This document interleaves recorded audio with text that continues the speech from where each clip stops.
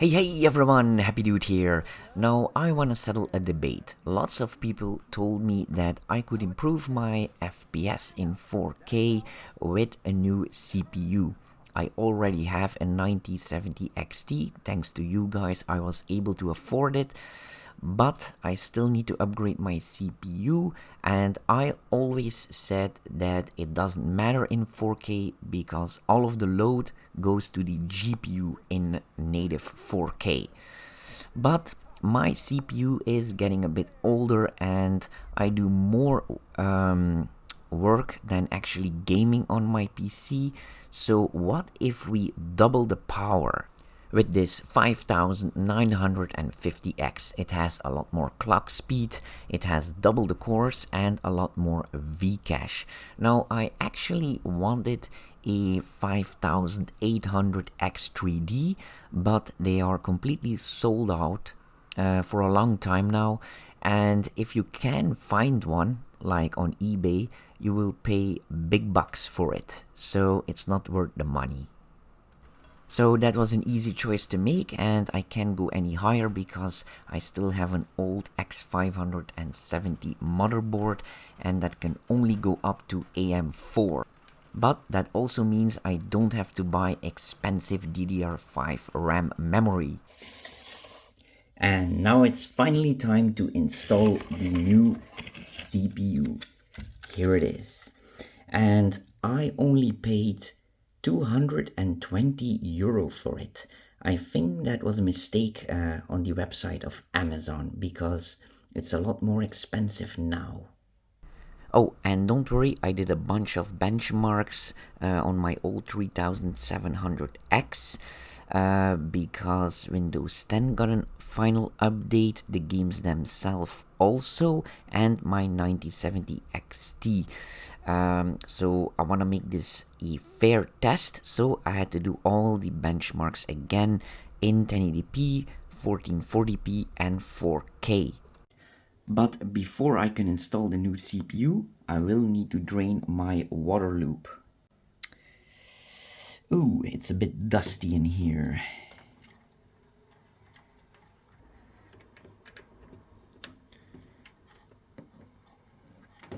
Wow, 2 years ago this fluid was all the way up here. Where did it all go? And now we need to open up the cap so it doesn't pull vacuum. And now we can open up this valve.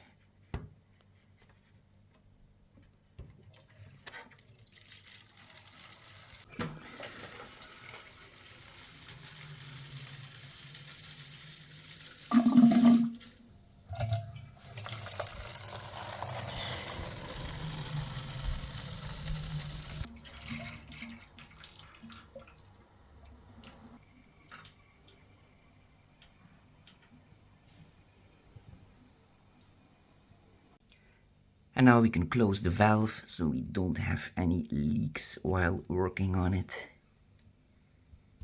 And now we can release these tubes.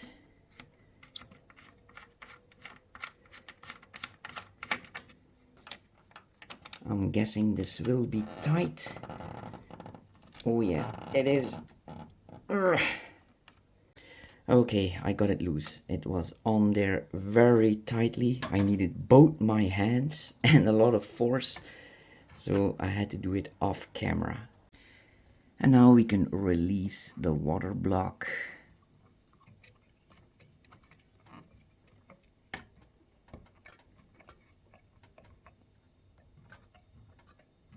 Oh, it's spring loaded. I forgot that.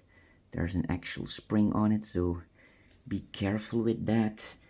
And now let's see just how much cooling paste is still on there after 4 years. Oh, not that bad. Oops, there goes some water. Okay, and then we will release the CPU by pulling on this little handle here. Yeah, okay. Wow, it's really stuck in there. Maybe I need to push this more down. Oh, okay. That's how it works. Well, that's easy. Still looks okay to me. Okay, and now we take the new CPU. Carefully. Don't drop it. And the only thing to do now is to match this little triangle here with the one on the CPU and then carefully install it. It will fall into place.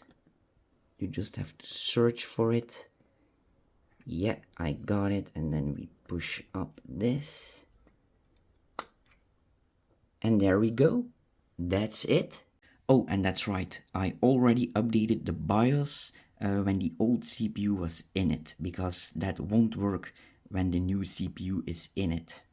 And all you need to clean some cooling paste is some isopropyl alcohol and an ear stick. And then we can clean that right off all the edges. And now we're going to put on some cooling paste. And then we spread that open. This is included with the kit. Okay, everything is nicely covered, and I also did a little dab in the middle here just to make sure. And now we can put the water block back into position. Okay, they're on, and I always tighten two at once. First these and then these. And it only has to be finger tight, so as soon as you can't turn it anymore, you can stop. And then we add some spit to the edge of the tube, and then we can push it back into position. This should be easier. Yeah, it's in there. That's what she said. And then don't forget about the little seal here. And this also has to be finger tight. And then we fill the reservoir back up. Normally you should use new fluid, but I don't have any more.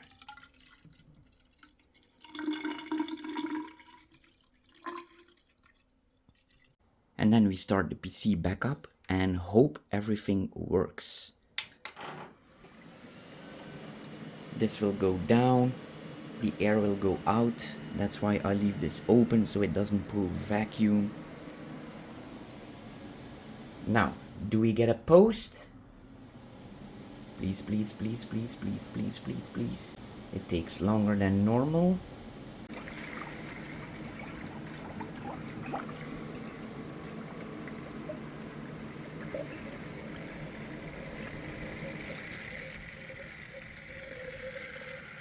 Okay, we hear a beep.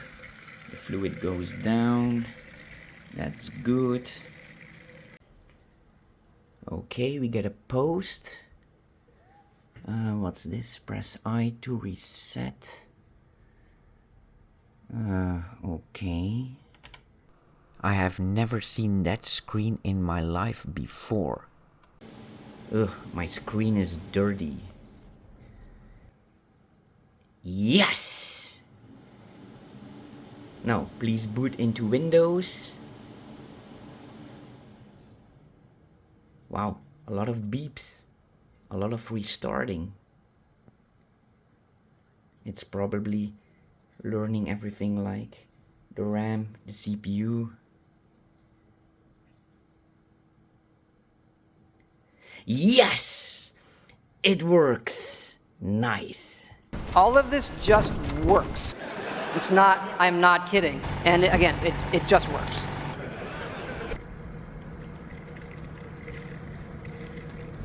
Okay, now let's do a quick Cinebench. My 3700 had a score of 2100. So let's do it again. Holy crap, that's fast. Whoa. I'm very curious about the score. 4106. And now Cinebench R20. Whoa, that's also very, very fast. The 3700 had a score of 4800.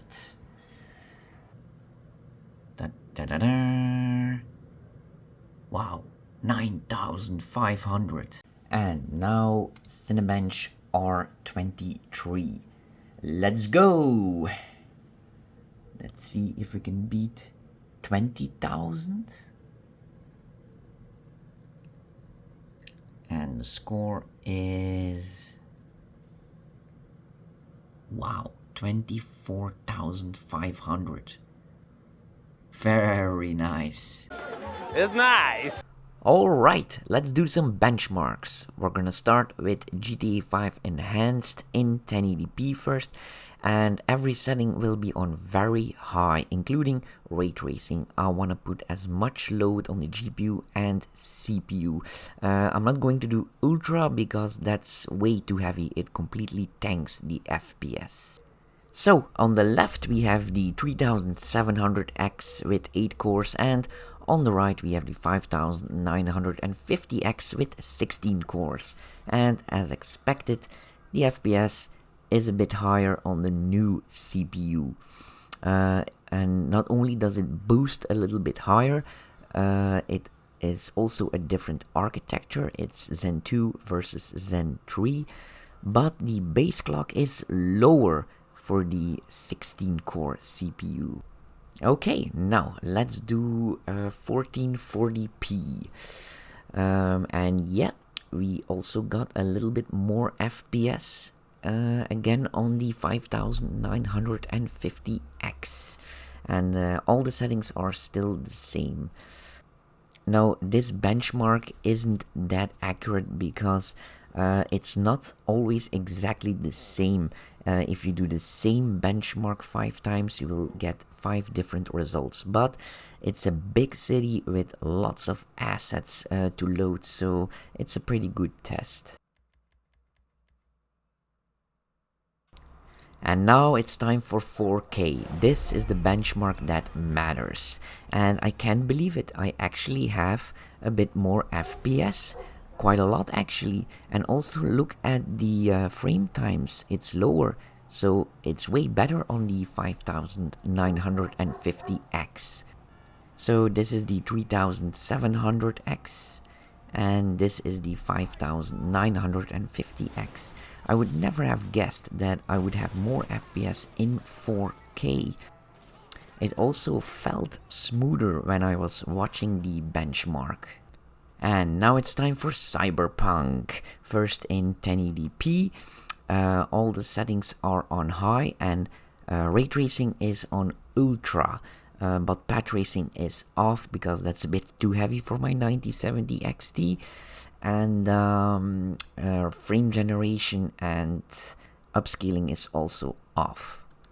Okay, that's weird. The FPS is lower on my 5950X. That's the one on the right. Left is the 3700X. Very, very strange. Okay, let's see what happens when we go outside, when we have more assets to load. And yeah, still higher on the 3700X. Very weird, because the 5950X has a higher boost clock, more Vcache, more cores. Maybe the engine of Cyberpunk doesn't really like lots of cores. If you guys have an explanation for that, I would like to know why that is. We're gonna see the results now. I like that you can see that in Cyberpunk. You can't see that in GTA 5. Yeah, the average FPS is higher on the 3700X on the left. Okay, now let's go straight to 1440p. All the settings are the same. I've shortened the benchmark a bit, otherwise this video is going to take way too long. And yeah, again, we have a little bit more FPS on the 3700X.